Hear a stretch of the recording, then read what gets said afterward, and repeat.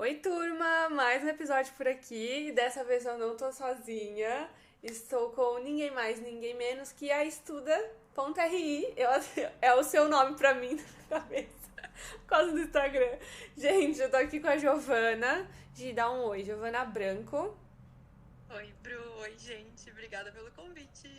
Gente, eu tô muito feliz porque hoje nós vamos conversar sobre doutorado, carreira internacional e rotina com a Giovana, que é minha it girl dos estudos. Então, vocês vão amar. Separei algumas perguntas pra fazer pra Giovana também, porque se a gente vai falar de doutoramento, a gente tem que falar sobre saúde mental, sobre esse universo dos estudos que pode ser bem complexo, mas eu vou dar uma breve biografia aqui da Giovana para vocês. A Giovana tem 25 anos, é doutoranda em ciência política na Universidade de São Paulo, especialista em identidade russa e legitimação autocrática. Eu acho isso muito chique. É bacharel e mestre em relações internacionais. E assim, eu tenho imensas perguntas para você, porque eu adoro acompanhar os seus daily vlogs. Aí, no meio de um dia, assim, tomei um café aqui, passei a mão no meu gato, meu look do dia, corta pra você assim, estou dando uma entrevista sobre a guerra na Ucrânia e na Rússia. E eu fico, meu Deus, essa menina é muito inteligente. Uma vida meio eclética, né? Um pouco de salada, um pouco de droga, né? Um negócio assim. Então, Gi, eu quero que você se apresente falando assim, por que você entrou nas relações internacionais, como que foi esse start pra você pra começar mesmo e como tá sendo o universo da pós-graduação. Eu comecei em RI depois de um longo caminho. A minha vida inteira eu achei que eu fosse para a área das artes. Eu sempre fui artista, eu desenhava, eu era da moda. Aí eu queria ser maquiadora, estilista, eu era desse Ah, universo. mas você traz isso pro dia a dia, né? Então, recentemente eu reconciliei esse lado, assim. Por um tempo, durante o mestrado, eu abandonei tudo, Nossa, a sabe? gente. O que acontece no mestrado? Que a gente fica capenga, xoxa? Eu não sei. A impressão que eu tenho é que quando eu comecei a dar aula, eu achava que eu tinha que ser uma mulher séria. E aí eu não podia ser uma garota maquiada e arrumadinha, entende? Não sei por Ah, quê. tá. Não pode fazer unha, uma escova no cabelo.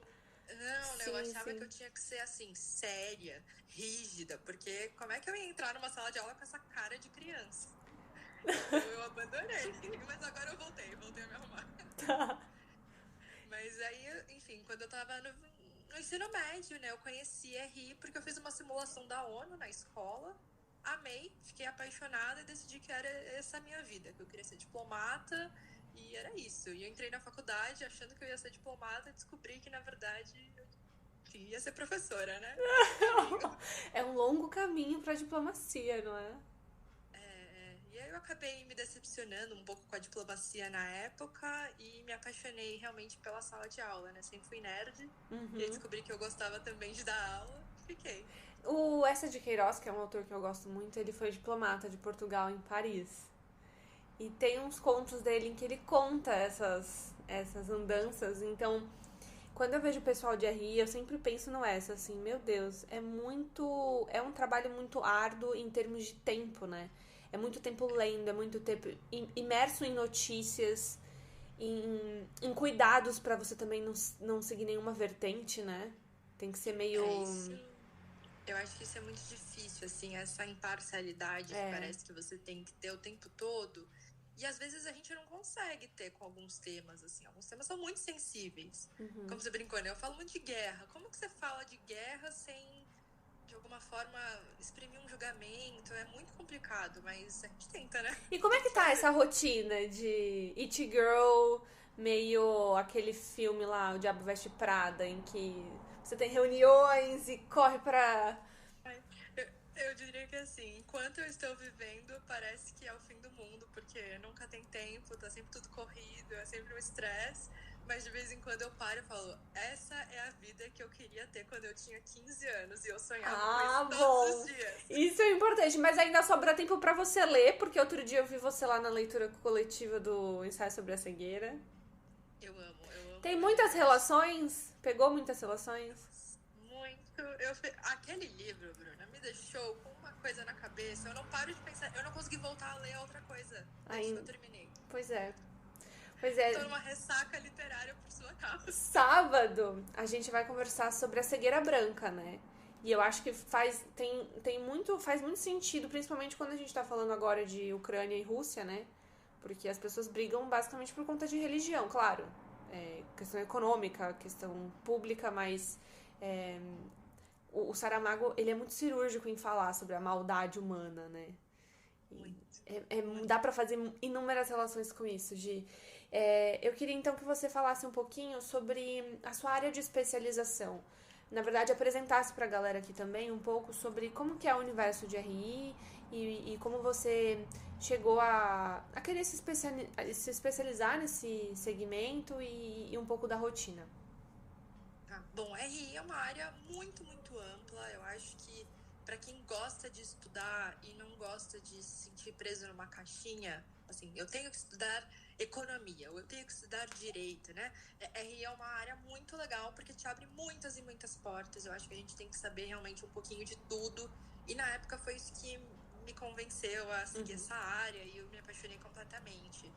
Sem contar que eu acho fascinante, assim, entender como os outros pensam, o que motiva os conflitos, o que motiva a paz, né? Todas essas coisas. Então, enfim, eu sempre fui muito apaixonada, assim, por cultura. História, né? Relaciona, história, exato. Acho que tá tudo junto, né? Entender a humanidade de alguma forma. E aí eu fui seguindo essa área durante a graduação. Eu não sei da onde surgiu essa minha coisa com a Rússia. Eu sempre fui, sei lá, fissurada. Eu acho que desde pequena, assim, eu via foto da Rússia e eu ficava muito encantada. E aí, na faculdade, um professor meu me chamou, assim, para estudar mais, né? Porque eu gostava de literatura russa. Ele falou, por que você não estuda, assim, a relação da literatura com a política? Uau. E aí eu fui. Então, foi por conta, assim, sei lá, de um acaso que um professor comentou na aula e eu gostei da ideia. E aí, desde a graduação, eu comecei a estudar mais sobre a Rússia e eu fui para essa especialização, né? Fui para o mestrado estudar política russa e agora no doutorado também. Eu vi você lendo Dostoiévski esses dias, é a biografia? Tem um livro bem famoso que é do Joseph Frank, que, enfim, é uma grande biografia do Dostoiévski, porque agora eu tô fazendo uma disciplina do doutorado sobre Dostoiévski. Nossa, que legal! Voltei a estudar. Ai, que legal! E o doutorado chegou na sua vida, assim, de uma maneira desejosa? Você sempre quis isso? Ou foi acontecendo?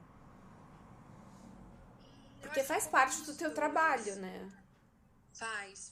Eu acho que desde a graduação é algo que eu quero. Você quis seguir a pesquisa acadêmica? Quis, assim, durante a graduação eu fiz vários estágios em áreas muito diferentes. Eu trabalhei com marketing, trabalhei em multinacional, trabalhei com diplomacia, para entender o que eu queria fazer da minha vida. Mas foi realmente na sala de aula que eu me encontrei. Então, desde a graduação eu já sabia que eu queria ser professora. E então o mestrado e o doutorado acho que foram passos quase que, né, primordiais para seguir esse caminho. Eu acho que eu te entendo. Eu acho que eu te entendo. Mas é engraçado, assim, desde a graduação eu tinha certeza que eu queria dar aula, mas eu queria dar aula na faculdade. Então, eu queria ter um nível você tem bem esse perfil mesmo. Perfil pedagógico eu gosto muito, assim, e poder ver os alunos, sabe, percebendo as coisas do mundo é uma coisa muito fascinante pra mim. Então, o doutorado, ele já fazia parte da minha carreira, assim. Você nunca titubeou, assim, era isso mesmo? Era isso mesmo. Tanto que eu emendei tudo, né? Eu saí da graduação, já entrei no mestrado, e saí do mestrado, já entrei no doutorado, assim, até pra não desistir. No meio do caminho a gente repensa, né? Será que eu precisava estar passando? Eu acho que faz parte, sabe? Fazer doutorado faz parte, você se questionar toda semana se é isso mesmo que você... Eu ia perguntar isso, Giovana, porque apesar... Eu te acompanho, né? Mas eu tentei fazer um roteiro aqui pro nosso episódio. Queria que você contasse um pouco sobre essa questão de conciliar. Porque, assim, a gente abre mão de muita coisa para estudar o que a gente estuda. A gente abre mão muitas vezes da nossa família, de uma qualidade de vida, de empregos melhores também, né? Porque a gente sabe que existem problemas financeiros. Então, assim, como que fica essas relações para você? sinceramente, eu acho que só dá pra fazer essa área se você realmente tem esse propósito, Se você sabe? quer Se muito, você, né? se você quer muito. E eu falo isso pra vários amigos que às vezes falam assim, eu não sei, eu tava pensando talvez fazer um mestrado, mas não era bem o que eu tava querendo. Eu falo, gente, se você não tem certeza, Não é pra não você. começa. É. Não é pra você, vai fazer outra coisa, vai fazer uma pós-graduação, vai estudar porque você quer, sabe? Fazer um curso livre com a Bruna. Fazer um negócio. Exato, vai ler, vai fazer uma coisa gostosa, assim. Estude, mas não necessariamente com esse peso que o mestrado e o doutorado te dá, né? Eu acho que tem que ter um propósito muito grande. Você tem que ter um objetivo no fim da linha. Sim, sim, sim. Porque senão não faz Eu, inclusive, sentido. acho muito curioso hoje em dia, quando alguém me fala assim, mas como saber qual é o meu fim da linha? Porque na minha cabeça não existia outra possibilidade, assim. Eu queria a pesquisa acadêmica, o doutorado, a minha linha de pesquisa. Eu queria essas coisas mais do que qualquer outra.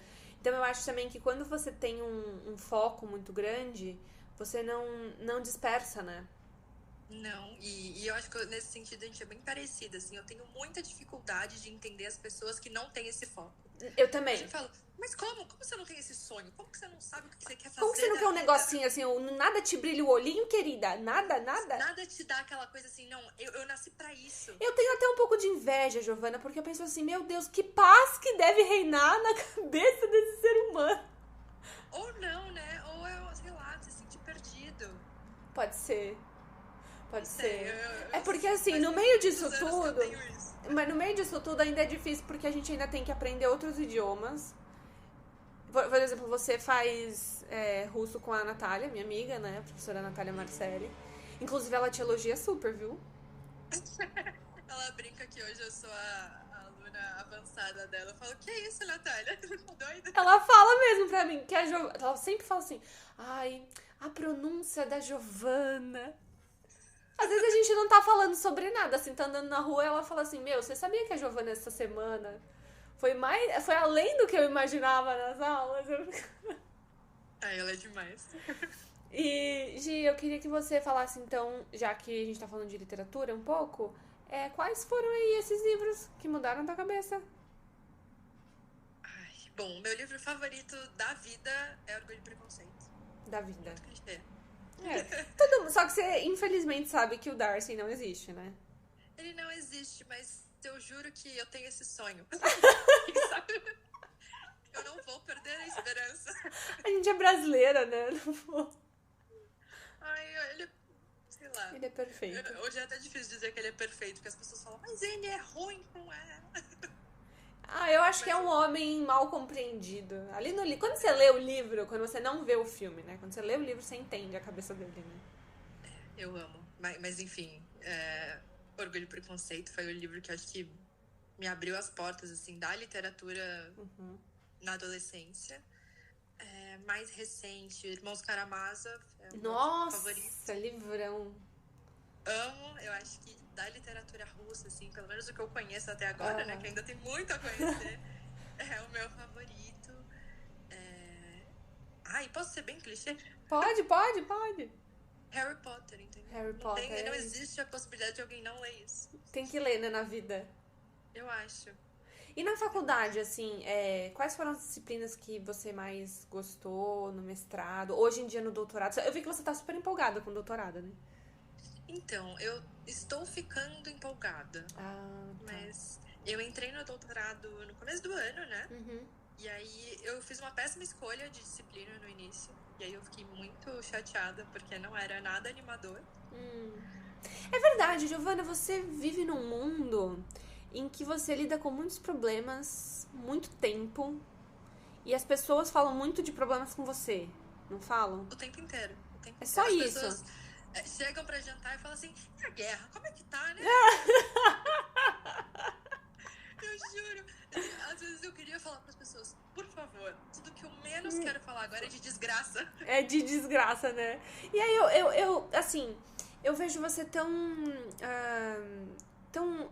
coerente no Instagram, mostrando tanto a rotina quanto o trabalho em si, que é um trabalho árduo, mas não precisa ser um trabalho sofrido, certo? Não. E eu acho que, como já é muito difícil fazer pesquisa, E cada vez mais eu acho que eu tenho me forçado a entender que eu sou pesquisadora e não só professora. Eu acho que essa identidade também tá crescendo em mim. Sim. Eu acho que a gente tem que fazer alguma coisa pra ser melhor, sabe? Porque é um trabalho extremamente individual. A gente fica tão sozinho, tão fechado no nosso mundo. A gente só eu conversa vejo com as mesmo. mesmas pessoas. Você de sexta, sábado, domingo, feriado, tá estudando, tá o tempo todo. É meio que você falou, assim, a gente abre mão de tanta coisa pra poder fazer isso. Por que não tornar aquilo um pouquinho mais agradável? Sim, então, sim. Eu brinco assim, se eu puder estudar tomando um café gostoso, eu vou fazer isso.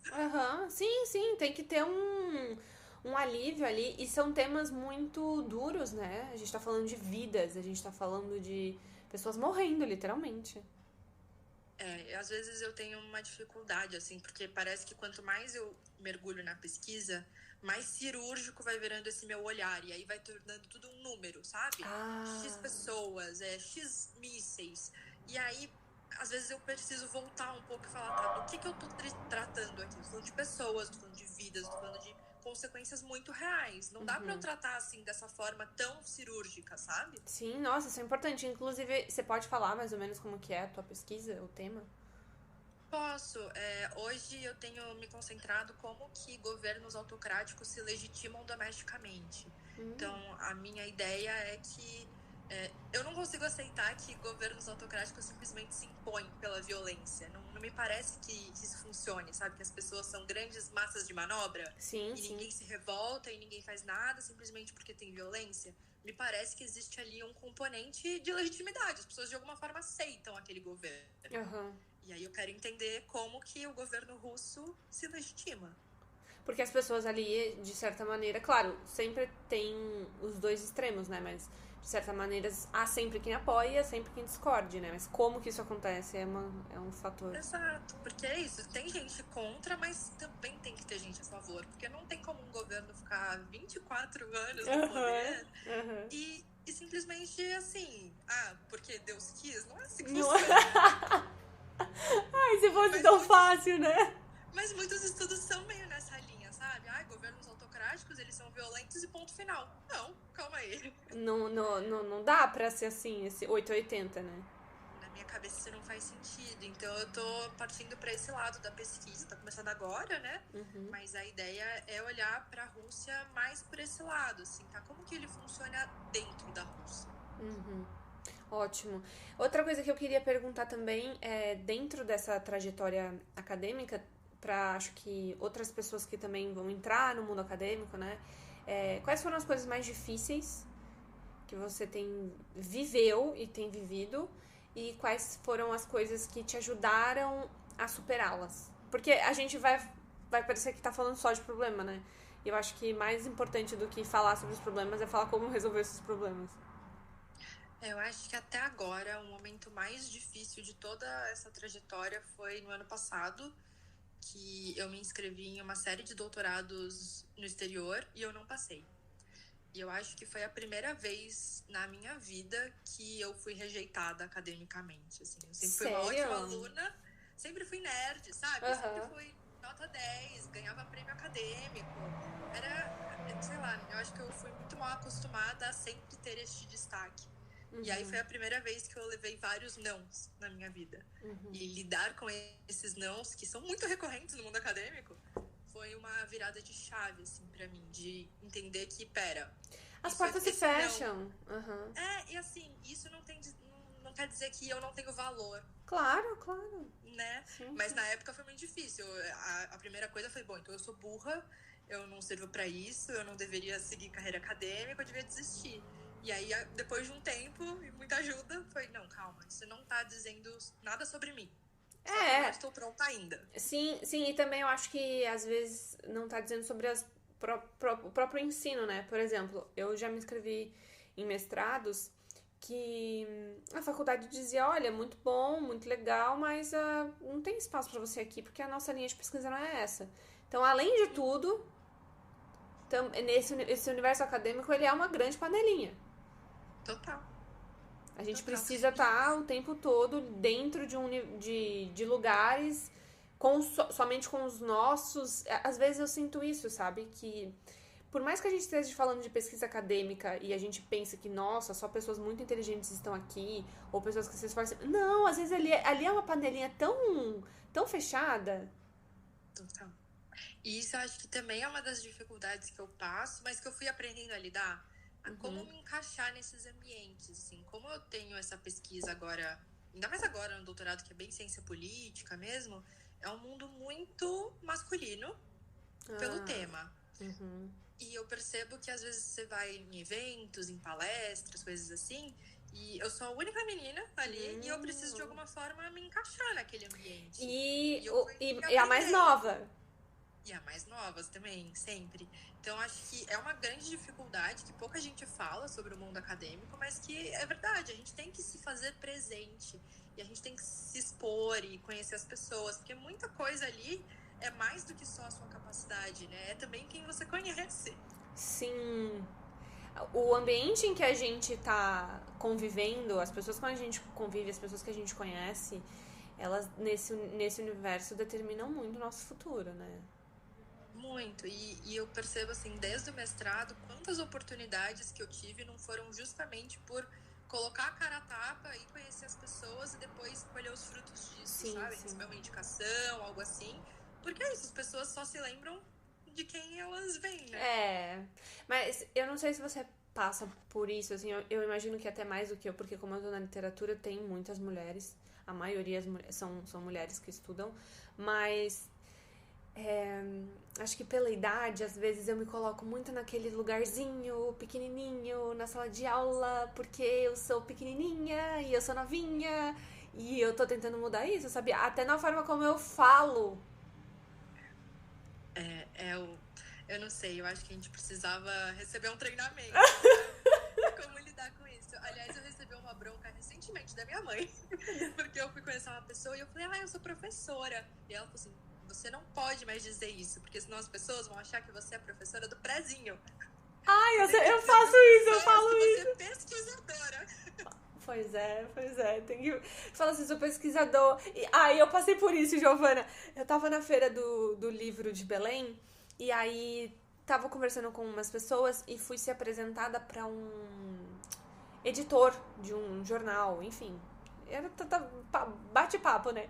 E aí minha amiga me apresentou assim, essa é a Bruna que eu te falei, doutoranda na Universidade do Porto.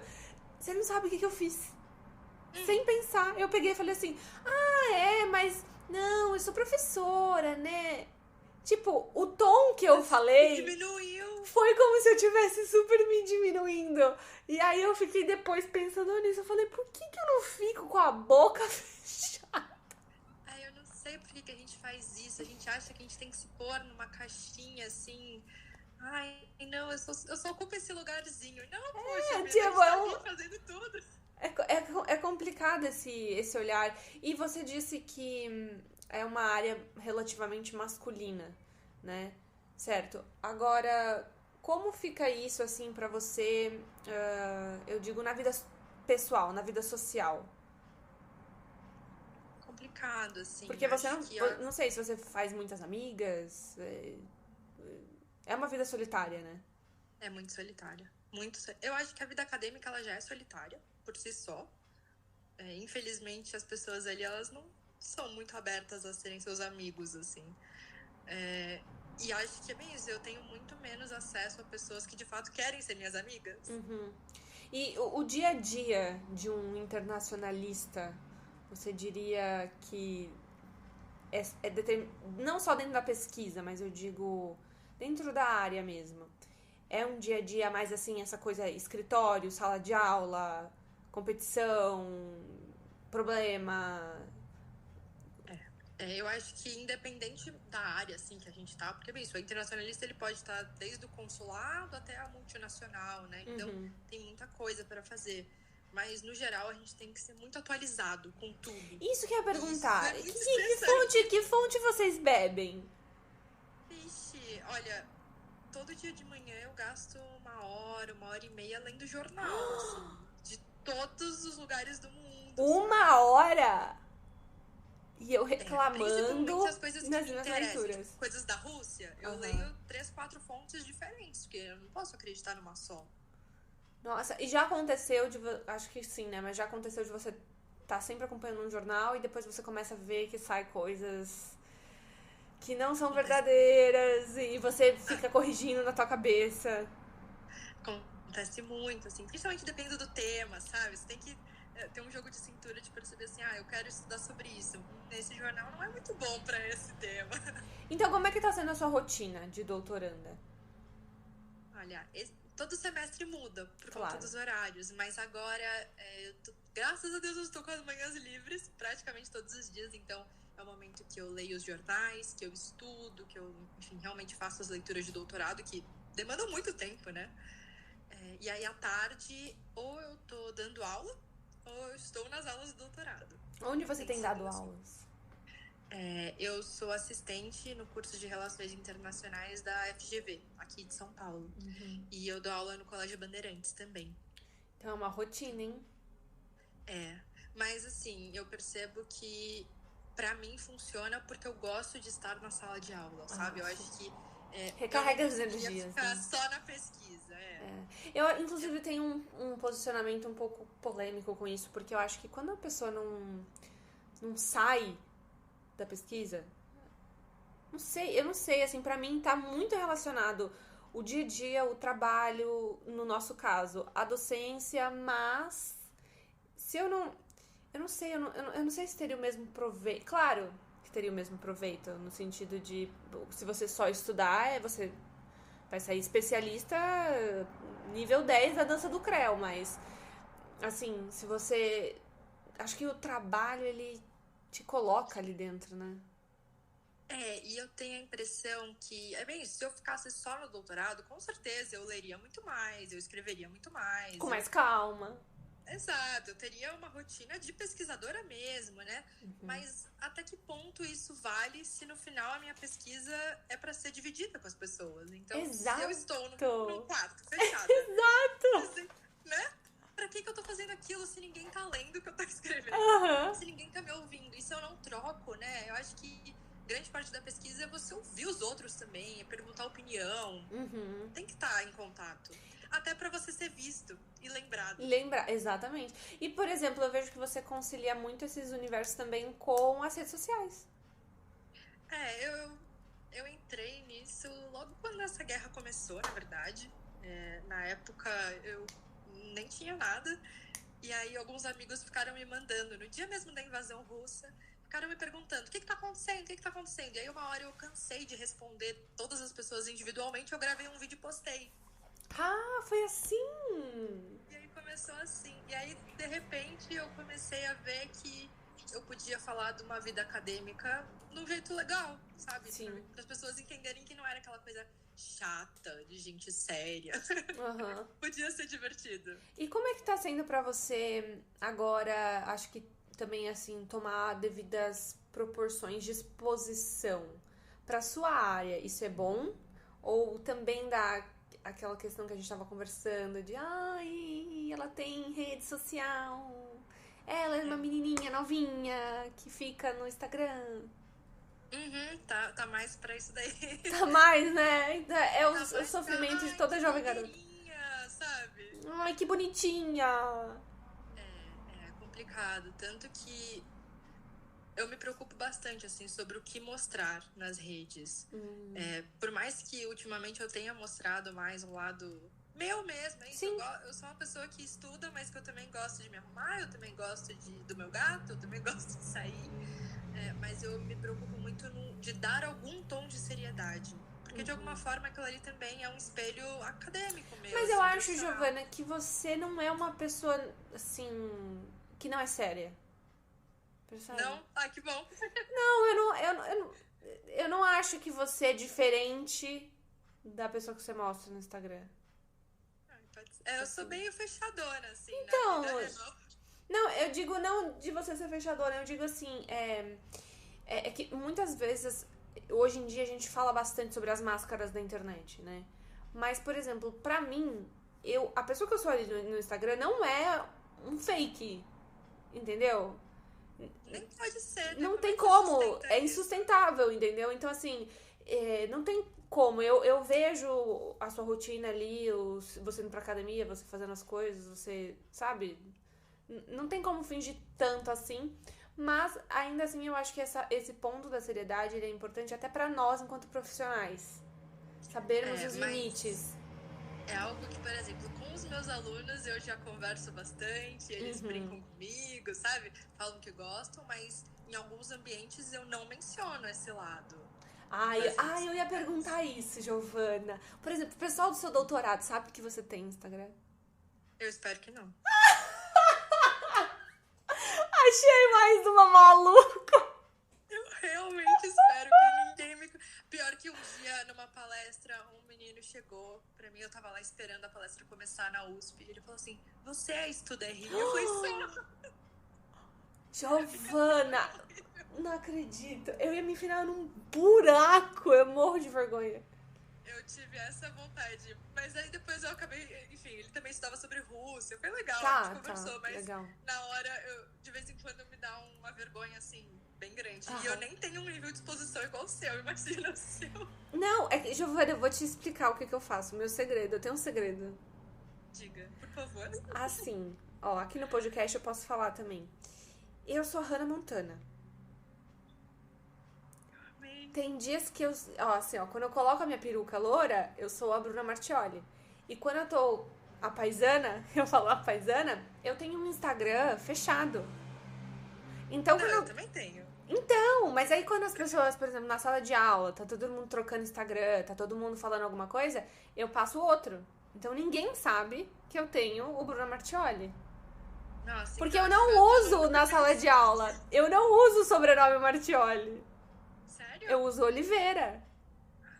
Então ninguém, tipo, associa Bruna Martioli com Bruna Oliveira. Então eu sou duas pessoas. Eu sou duas. Olha, eu acho que eu tô indo por esse caminho, porque eu morreria de vergonha. Eu não passaria nunca o meu Instagram de estudos pras pessoas. Jamais, eu morro de vergonha. Que besteira também, né? Mas quem vê pensa que a gente tá, sei lá, ali de algum outro jeito. Aquilo ali é justamente a gente falando o quê? De estudo. Exato. Não, mas eu não sei, a gente tem uma vergonha, assim, de fazer algo diferente do que é esperado dos acadêmicos. Então, é que parece que tudo aquilo que eu faço que não é sentar e produzir artigo tá errado. É isso aí. É Se isso. você saiu sexta-feira à noite, você tá errado. Se você gastou 30 minutos pra arrumar o seu cabelo, você tá errada. Se você leu um livro porque você gosta, você tá errado. Você deveria só pesquisar. Enfim, E eu acho a que custo isso? eu acho que a parte boa dos Studiograms hoje em dia é mostrar que isso é insustentável, ninguém vive assim. Não dá. E eu acho que é isso, assim, cada vez mais eu gosto de acompanhar pessoas que mostram a vida real e de dizer que, olha, se você sentar e estudar 10 horas por dia, dá, mas você não vai aguentar isso por um ano. Eu não faço isso, até porque a gente precisa trabalhar, né? Exato. Tipo, apesar da pesquisa ser um trabalho, eu também preciso do meu trabalho remunerado, digamos assim. Então, é complicado. Exato. Não dá pra também entrar numa bolha e achar que é só isso que vai salvar, porque não vai, né? Ótimo, Gi, já estamos caminhando para o final, mas eu vou abusar um pouco de você agora.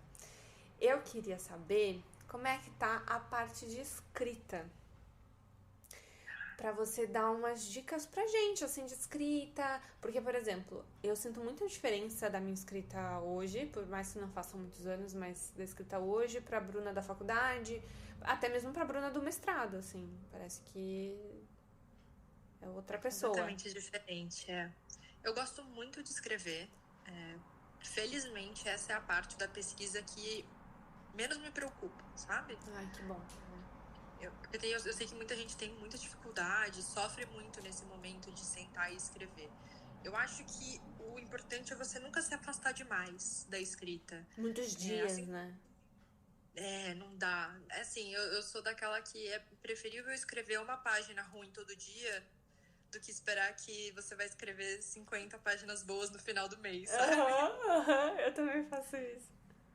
E eu acho que isso é muito bom. E estar em contato com leituras boas que te inspiram também é um bom caminho. É difícil essa parte de você ficar. Eu acho que pra você não, né? Mas assim, é difícil pro estudante do dia a dia ficar imerso no tema.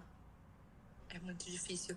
Eu acho que é difícil por várias questões. Primeiro porque, sei lá, estudante de graduação que eu tenho acompanhado agora, né?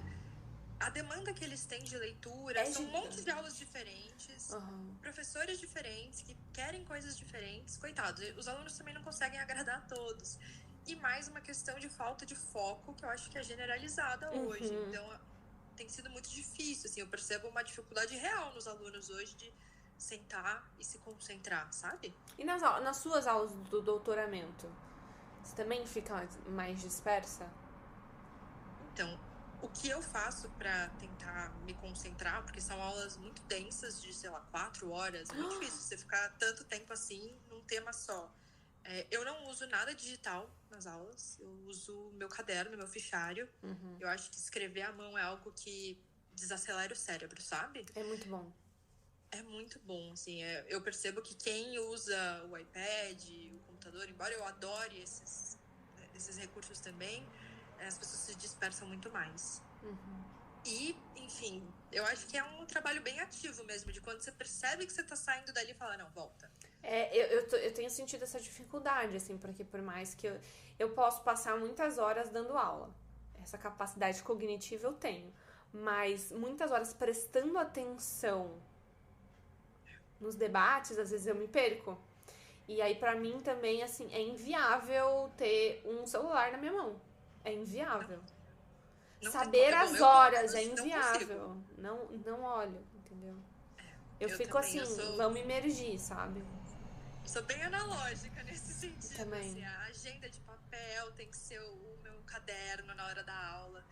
Eu acho que participar da aula me ajuda muito, fazer perguntas, tirar dúvida do texto, sabe? Não entendi tal coisa, parece às vezes meio idiota para doutorado, assim, as pessoas às vezes te olham meio estranho, mas poxa, aquilo ali tá me prendendo na aula, é melhor do que eu ficar olhando pro teto. Claro, e acho que também você tá ali pra aproveitar o momento, né? Acho que tem sido o mal da nossa geração, não conseguir aproveitar mais os momentos, né? Não, e eu acho que principalmente no ambiente acadêmico, assim, as pessoas têm muito medo de fazer perguntas idiotas. De parecer que você não estudou o suficiente. E cada vez mais eu percebo que não tem nada a ver, nenhuma pergunta é idiota, e que, na verdade, você, às vezes, tirar uma dúvida tá aliviando uma dúvida que é da sala inteira e não tem coragem de perguntar. É verdade, é verdade. Quantos anos, mais ou menos, tem a galera que estuda com você, assim? São as pessoas bem mais velhas? Acho que, no geral, tem uns 30, 35. É uma década de diferença com você, né? Tem alguns que são próximos, assim, mas no geral, quando eu entro na sala, todo mundo acha que eu tô no mestrado. E aí quando você começa a falar, não, eu sou... Aí com aquela vozinha igual você falou, não, eu sou do doutorado. Tô aqui indo fazer minha aula. Com meu estojo rosa. Eu fui na minha faculdade esses dias pra pegar umas coisas de documento. Aí tava todo mundo entrando na faculdade, né? Aí eu já me senti honrada, porque perguntaram qual que era a minha sala. E eu assim, meu botox tá dando certo. Que maravilha. Não, queridos, eu tenho 27 anos. Já passei por isso. Já passei. Não tô mais na fase dos 18 ali, começando. Mas, bom, Gi, obrigada pela tua participação. Eu queria muito conhecer mais do teu universo. E acho que trazer um bate-papo, assim, feliz, sabe? De pessoas que querem estar na pesquisa acadêmica. Porque, apesar de ser muito difícil, apesar de ser muito solitário, eu vejo que você é uma pessoa feliz, acima de tudo, né? Eu acho que é isso que importa. Eu acho que eu sou muito feliz de ter encontrado esse propósito na minha vida cedo e poder, enfim, seguir, porque é bem o que você falou, acho que também a gente abre mão de muita coisa e às vezes você depende de uma série de privilégios para poder seguir essa área, de poder se dedicar. Como que fica pra você a questão dos idiomas? É uma coisa que pesa? Em que sentido? De saber vários idiomas, de ter viajado e visto muita coisa. Eu acho que pesa sim. As pessoas às vezes falam que, não, relações internacionais não é imprescindível você saber outros idiomas. Eu não sei, eu acho que isso, por um lado, pode ser muito elitista, mas por outro, de fato, te abre muitas oportunidades e te abre conhecimento sobre como outros povos se comportam. E é isso, a linguagem, né, o idioma, ele muda o mindset. Muda. Não, nas aulas de russo, eu e a Natália, a gente vive brincando, porque às vezes eu falo, é por isso que eles fazem tal coisa. Ela fala, por conta da forma como eles vão pensando. Articulando. A linguagem, ela articula o pensamento, né? Exato. Então, eu acho que tem sim que conhecer outros idiomas. Bom, pelo menos o inglês, que eu acho que hoje é quase indispensável em qualquer área, na Nossa, verdade, em qualquer área. Por exemplo, eu vim aqui fazer mestrado. No mestrado não usei, mas no doutoramento, o meu doutoramento é sobre estudos de cultura, interartes e tal. E apesar de eu estar me especializando ainda mais em literatura portuguesa, as minhas aulas são todas em inglês. Isso é muito bom, porque às vezes, eu não sei, às vezes eu reclamava um pouco disso, assim, pra quê? Mas eu percebo que ter contato com outras pessoas de outros lugares, que têm outras vivências, sabe? Que tem outras experiências acadêmicas, é tão enriquecedor. E às vezes a gente só consegue fazer isso porque você entende o idioma. Então, não tem como. Ler coisas diferentes. E apresentação? Você vai apresentar o tema, você vai falar sobre aquilo. Se não for em inglês, vai ser em quê? Mas olha, eu tenho percebido bastante dificuldade nisso, assim, eu gosto muito de dar aula, e as minhas aulas em português eu acho que eu vou bem, mas na hora de dar aula em inglês é uma dificuldade. Assim, ficar 4, 5 horas numa aula, né, de alto nível, dando tudo em inglês, às vezes eu percebo que eu não... Com aqueles vocabulários muito específicos, né? É complicado. Porque a gente vai se especializando, você vai criando um vocabulário próprio, né? Eu entendo. Mas eu gosto, assim, e, enfim, ainda queria aprender mais idiomas, mas no momento eu não tenho tempo disso. Olha, segundo a Natália, você é a melhor aluna de russo dela, hein? Olha. Não, ela vive brincando comigo que eu devia voltar a estudar francês, porque vai ser muito fácil depois do russo. Mas o que não é fácil depois de russo? Ai, eu não sei. Gente, uma pessoa que sabe falar russo, essa pessoa, ela transcendeu. Não, acho que não. É só uma pessoa estranha. Não é... E você consome conteúdo em russo? Olha, eu tô começando. Essa semana eu fui numa palestra que eram só pessoas em russo conversando. E aí eu sentei lá no cantinho da sala e falei, eu quero ver o que eu vou entender. Desesperador. Tá vendo? Tá vendo? Mas às vezes tem que se expor, né? Porque ainda mais um idioma como esse que a gente nunca tem contato com nada. E música também é muito difícil, né? Muito. E, é muito esquisito. Mas eu gosto. Eu vejo uns vídeos de maquiagem no YouTube em russo. Pronto. É uma boa. Tá bom, Giovana. Agradável. Obrigada pela sua participação. Amei o bate-papo. Espero que você volte mais vezes aqui pra atualizar a gente do universo internacionalista. E um beijinho. Obrigada pelo convite. Espero voltar de novo.